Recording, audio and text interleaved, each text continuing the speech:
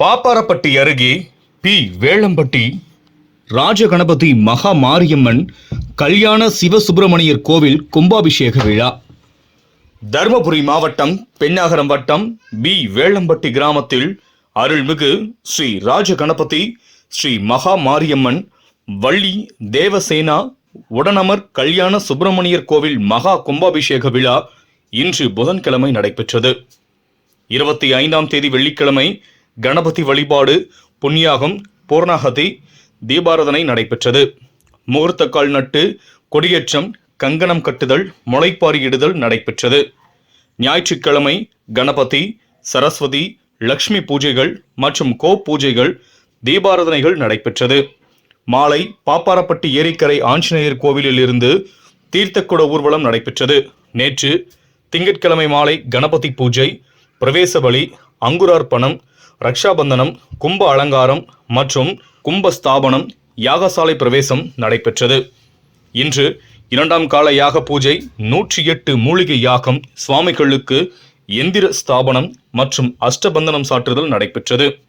30/4/2025 அன்று காலை மங்கள இசை, கணபதி வழிபாடு, 4ஆம் கால யாக பூஜை, 108 மூலிகை யாகம், பூர்ணாகுதி, தீபாராதனை, நாடி சந்தனம், பார்ஷாகுதி, கண் திறப்பு, அருள்மிகு ராஜகணபதி கல்யாண சுப்பிரமணியர் மற்றும் மாரியம்மன் சுவாமிகளுக்கும் கோபுரத்துக்கும் மகா கும்பாபிஷேகம் நடைபெற்றது. இதனையொட்டி சுவாமிகளுக்கு சிறப்பு அபிஷேகம், அலங்கார பூஜை மற்றும் மகா தீபாராதனை நடைபெற்றது. இதனைத் தொடர்ந்து காலை முதல் பக்தர்களுக்கு அன்னதானம் நடைபெற்றது.